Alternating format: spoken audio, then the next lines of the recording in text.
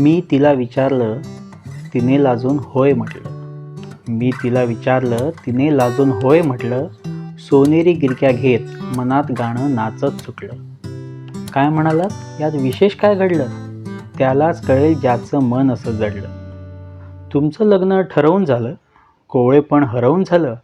देणार काय, घेणार काय, हुंडा किती, बिंडा किती, काड्या किती, साड्या किती, याचा मान त्याचं पान.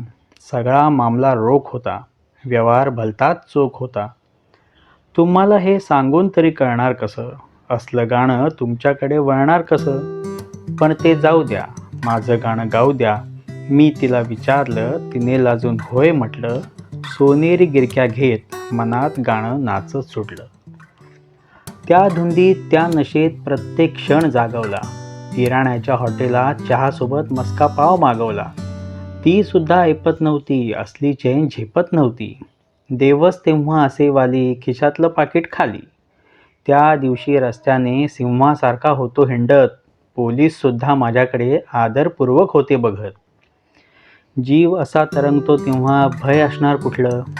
मी तिला विचारलं, तिने लाजून होय म्हटलं. सोनेरी गिरक्या घेत मनात गाणं नाचत सुटलं. एक दिवस चंद्र फूल तारे वारे सगळं मनात साठवलं. थरथरणाऱ्या हातांनी तिला पत्र पाठवलं. आधीच माझं अक्षर कापरं, त्या दिवशी अधिकच कापलं.